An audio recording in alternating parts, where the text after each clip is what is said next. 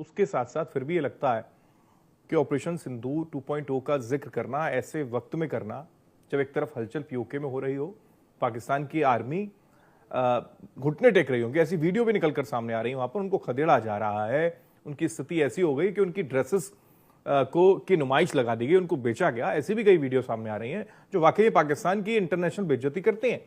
लेकिन इस बीच army chief का इस तरीके का जिक्र करना, कहीं किसी तरीके का कोई इनपुट मिल रहा होगा, यही वजह है कि इस तरीके का इशारा या अपनी सेना को तैयार रहने का इशारा उन्होंने कर दिया।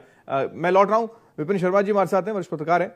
विपिन शर्मा जी, क्योंकि एक हिंदुस्तानी होने के नाते जहन में यही आता है कि भाई अब तो पीओके हिस्सा हो जाना चाहिए, तुरंत इस पर कुछ ना कुछ कदम उठाया जाना चाहिए। जब खुद रक्षा मंत्री राजनाथ सिंह इस तरीके का जिक्र कर दें, भविष्यवाणी कर दें कि खुद आकर मिल जाएगा पीओके, और फिर आर्मी चीफ भी इस तरीके का इशारा कर दें कि पाकिस्तान का नक्शा बदल जाएगा, भूगोल इतिहास बदल जाएगा अगर कोई हिमाकत की, क्या कहेंगे? देखिए, दो जरूरी बातों से मैं शुरू करूंगा।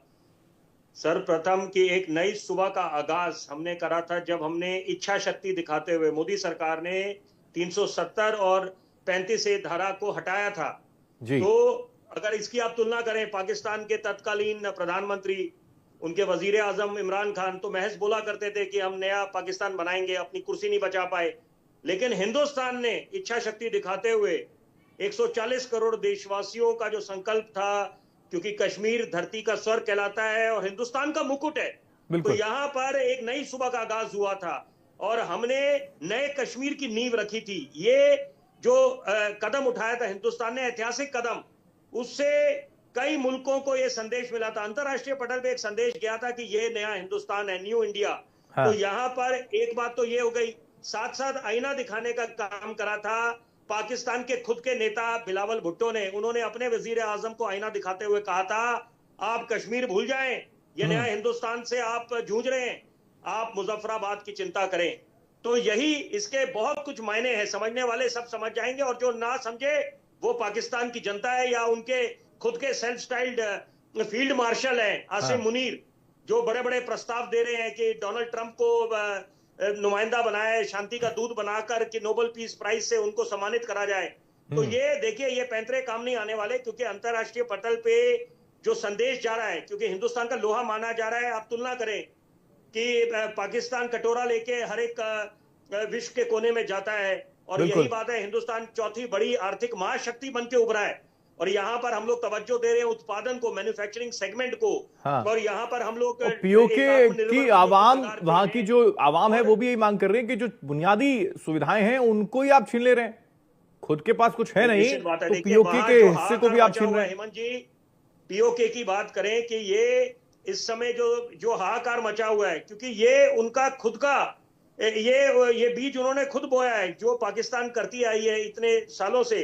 और हम लोग कूटनीति के तहत देखिए, संवाद की प्रक्रिया वो द्वार खोल के रखे हुए हैं। Dialogue and discussion is an ongoing part of diplomacy. हाँ। लेकिन यहाँ पर आप भरोसा नहीं कर सकते और ये जैसे बिल्कुल साफ एक संदेश दे दिया था कि talks and terror cannot be together, cricket and terror cannot be together, and blood and river cannot flow together. तो यहाँ पर एक बिल्कुल दो टूक हम लोगों ने बात करी और जब निहत्थे सैलानियों को मौत के घाट उतारा गया तो वहां पर सारी हदें पार कर दी पाकिस्तान में। और निश्चित बात है, अंतरराष्ट्रीय पटल पे एक संदेश गया और यहाँ पर सचेत रहने की आवश्यकता है हिंदुस्तान को कि चीन से भी और अमेरिका से, क्योंकि उनका डीप स्टेट है। मैं जरूरी बात एक अपनी पहुंचाना चाहूंगा आपके चैनल के माध्यम से कि इस समय हम लोग तो सक्षम है, आत्मनिर्भर भी बनने की कगार पे, महाशक्ति भी बनेंगे, वो दिन भी दूर नहीं। $5 ट्रिलियन इकोनॉमी का जो सपना है वो भी मुकम्मल करेंगे, पूरा करेंगे। हाँ। साथ साथ सचेत रहने की आवश्यकता है, जो ये ट्रेंड, डेंजरस ट्रेंड पैटर्न बन रहा है नेपाल, बांग्लादेश, श्रीलंका, उससे हमें सचेत रहने की जरूरत है। क्योंकि अगर कोई ये बोलता है, लेकिन क्योंकि आपने खेल की भी बात करी, आपने ये भी कहा बचाएंगे, वो चीज मुमकिन नहीं हो सकती हिंदुस्तान में। बिल्कुल, हम लोग सब एक हैं। हाँ। आपस के मतभेद हो सकते हैं, लेकिन ये जो विदेशी ताकतें हैं उनके नापाक मंसूबे पे पानी फेरना है।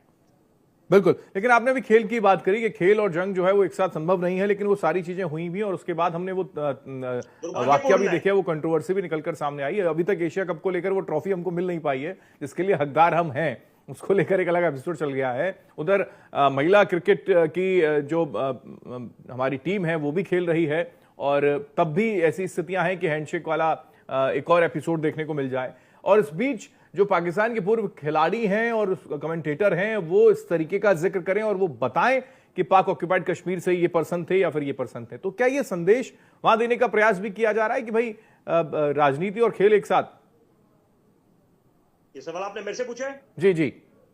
मैं हेमंत जी एक बात बड़े जिम्मेदारी से बोलूंगा और दिल दुखता है, ये शाहिद अफरीदी और या जो इनके जो बाकी क्रिकेटर्स हैं जो जहर उगलते हैं, उसके बाद भी अगर हम रेड कारपेट वेलकम इनको दें तो मुझे लगता है इससे ज्यादा दुर्भाग्यपूर्ण कोई बात नहीं हो सकती। ये इनको इनकी जगह दिखानी चाहिए और यहाँ पर मुंह तोड़ जवाब देना चाहिए कि यहाँ पर आप एक हाथ मिलाना तो दूर की बात, कि यहाँ पर इनको शर्मसार करना चाहिए अंतरराष्ट्रीय पटल पे।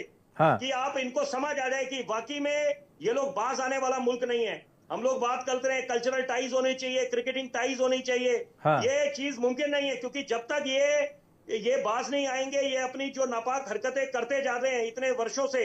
और वो अलग बात है कि हमने भी एक साफ संदेश दे दिया है कि ऑपरेशन सिंदूर पे सिर्फ पॉज बटन दबा है, अभी वो थमा है, अभी वो ये नहीं है ये पाकिस्तान समझे कि हम लोग थम गए हैं। यहाँ पर ये लोग नापाक हरकत करेंगे तो यहाँ पर वो दिन भी दूर नहीं कि भूगोल से बिल्कुल इनका नक्शा वर्ल्ड मैप से हट जाएगा। तो ये पाकिस्तान को मुझे लगता है बड़ा अच्छा संदेश गया है और यही वजह कि मैं उस पर बार बार एम्फेसाइज कर रहा हूं कि उनके मायने बहुत महत्वपूर्ण हैं। इतिहास और भूगोल का जिक्र करके आर्मी चीफ ने बड़ा मैसेज दे दिया और इसी वजह से हम चर्चा भी कर रहे हैं।